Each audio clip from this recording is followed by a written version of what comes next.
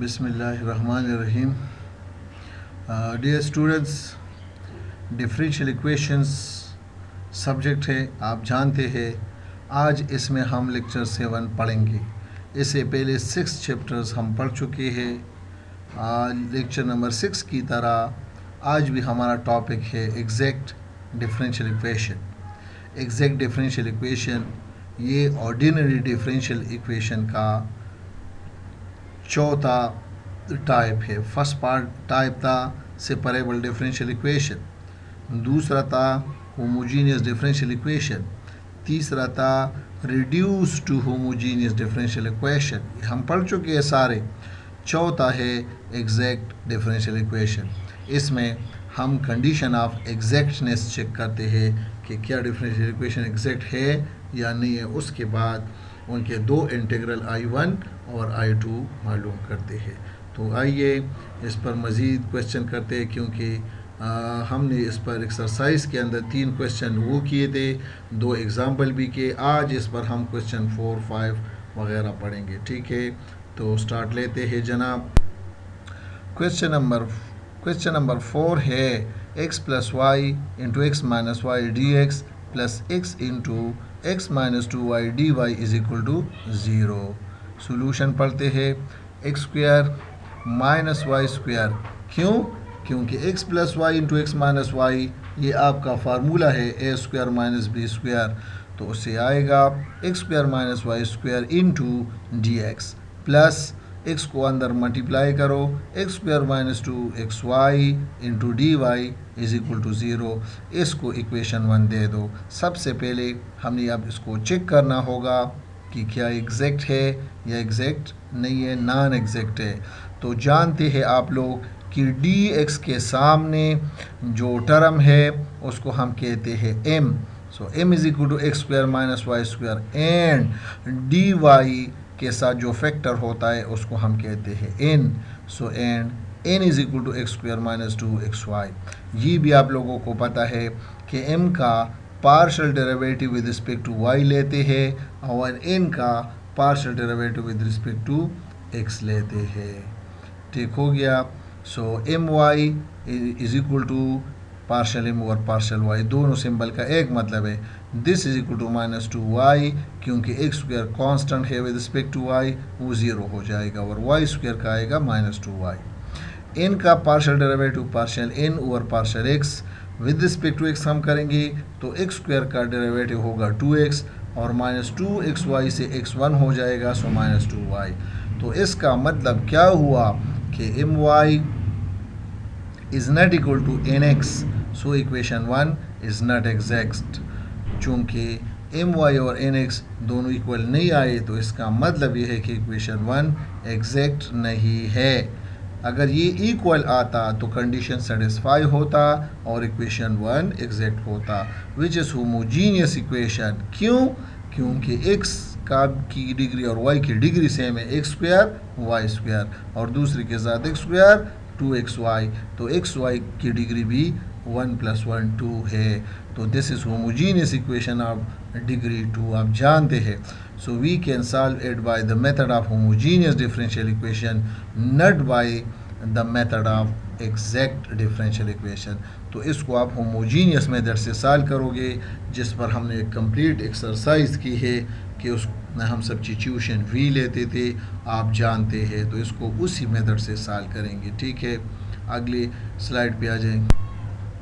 अच्छा, अब हम क्वेश्चन 5 करेंगे। क्वेश्चन 4 को मैंने आप लोगों के लिए हाईलाइट किया कि वो होमोजीनियस है और होमोजीनियस का मेथड आप जानते हैं, तो वो ख़ुद उसके बाद ट्राई करो।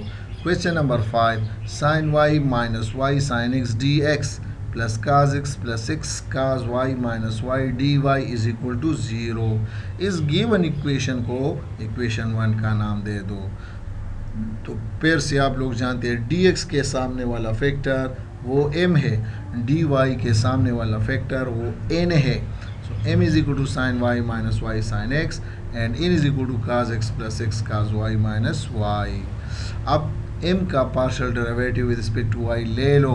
सो my is equal to cos y minus sine x. क्यों?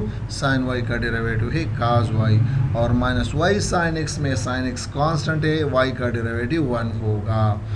सिमिलरली n का partial derivative with respect to x से आएगा n x is equal to minus sine x plus cos y. क्यों? विद रिस्पेक्ट टू x हम कर रहे, तो cos x का डेरिवेटिव माइनस साइन एक्स है, सेकेंड ईयर में पढ़ चुके हैं, और x काज y में काज y कांस्टेंट है और x का डेरिवेटिव 1 हो जाएगा, माइनस y 0 हो जाएगा। क्यों? With respect to x y constant होते हैं और कांस्टेंट का डेरिवेटिव 0। तो आप देख सकते हो कि since M Y is equal to N X, partial M over partial Y is equal to partial N over partial X satisfy हुआ। This condition is satisfied, so that equation 1 is exact. अब हम यहाँ तक हमने सिर्फ और सिर्फ ये चेक किया, वेरीफाई किया कि इक्वेशन 1 एग्जैक्ट है। फॉर द जनरल सोल्यूशन अब हम कार्रवाई स्टार्ट करेंगे।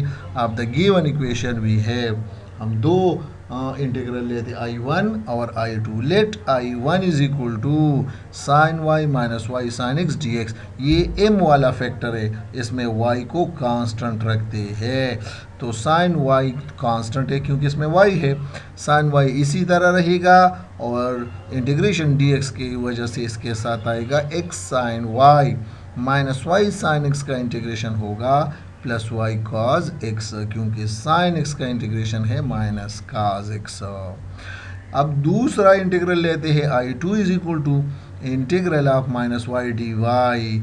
क्यों? क्योंकि हम इनके वो टर्म्स लेते हैं जो फ्री फ्रॉम एक्स हो, और फ्री फ्रॉम एक्स सिर्फ एक टर्म है और वो है माइनस वाई। इनको आप ऊपर देख सकते हो, तो माइनस वाई डी वाई का इंटीग्रेशन होगा माइनस वाई स्क्वायर बाई 2। अब रिक्वायर्ड जनरल सोल्यूशन का फार्मूला है I1 plus I2 is equal to constant c. I1 की वैल्यू पुट करो x sine y plus y cos x, I2 की value put करो minus Y square by 2 is equal to constant c constant of integration है, which is the required general solution of the given exact differential equation 1। ठीक है, आगे बढ़ते हैं, आगे question को सॉल्व करते हैं इसी टॉपिक पर। क्वेश्चन नंबर 6 है y e power minus x minus sine x d x और minus e power minus x plus 2y dy is equal to 0। फिर हमने इसको इक्वेशन 1 का नाम दिया।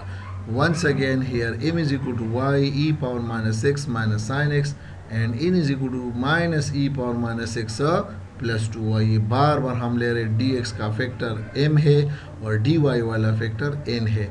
पार्शियल डेरिवेटिव लेते हैं, partial m over partial y is equal to क्या आएगा e power minus x, and partial n over partial x क्या आएगा is equal to e power minus x.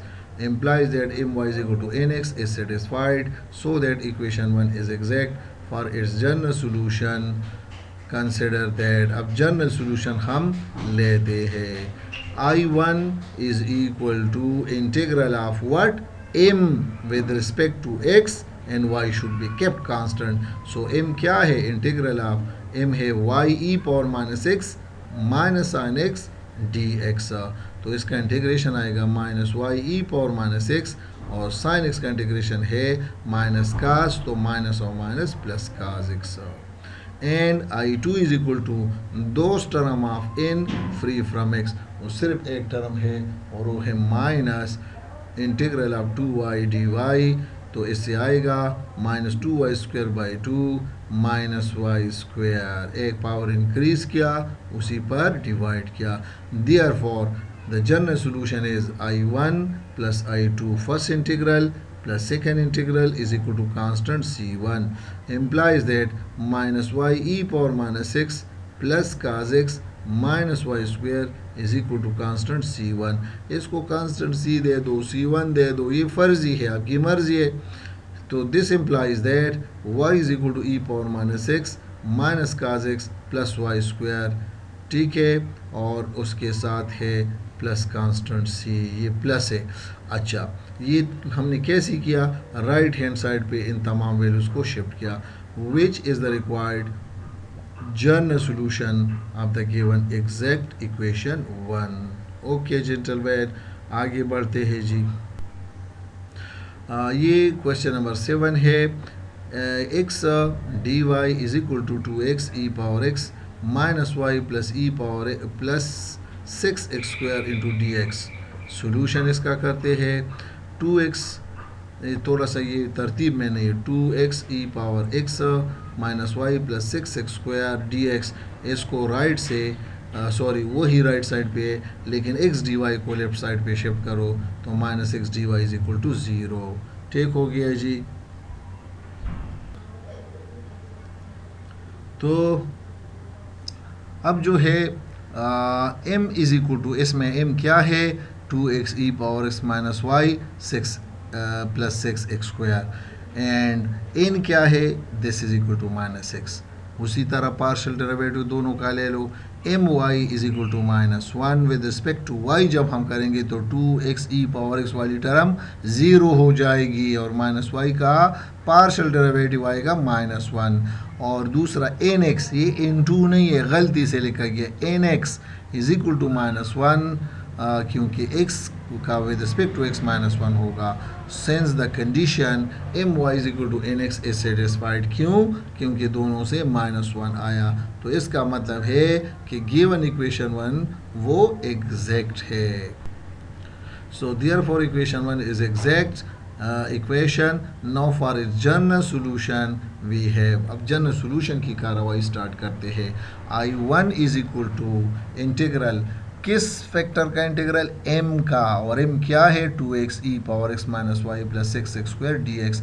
यहाँ पर y को कांस्टेंट रखेंगे। अब जेंटलमैन, ये जो फर्स्ट टर्म है 2x ई पावर x, ये इंटीग्रेशन बाय पार्ट से करेंगे, दूसरा तरीका इसका नहीं है।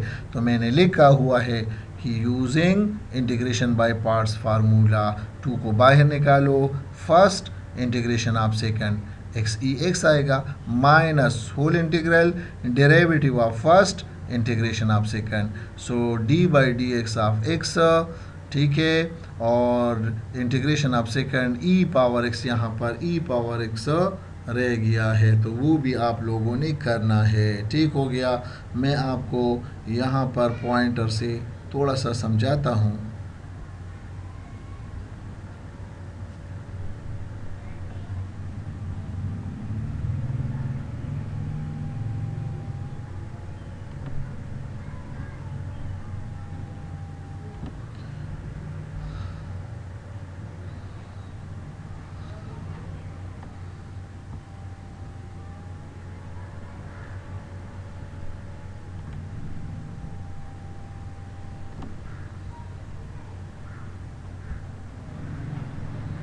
अच्छा जी, तो आपको ई पावर इस यहाँ पे रह गया था प्लस, इसके बाद 3 into integration of x square d x. क्यों? क्योंकि 6x स्क्वायर से हमने 2 कॉमन किया है तो 3x स्क्वायर डी एक्स रह गया है। ओके जी, तो 2 into x e power x minus integral of D by d x x e power x, उसी तरह लिखा, प्लस 3x क्यूब बाई 3। क्यों? क्योंकि एक्स स्क्वायर का इंटीग्रेशन होगा एक्स क्यूब बाई 3।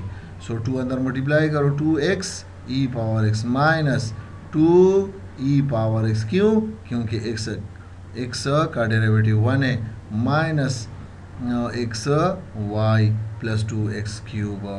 तो इसे बस आखिर में आएगा 2x e power x minus 2 e power x minus x y plus 6x cube by 3।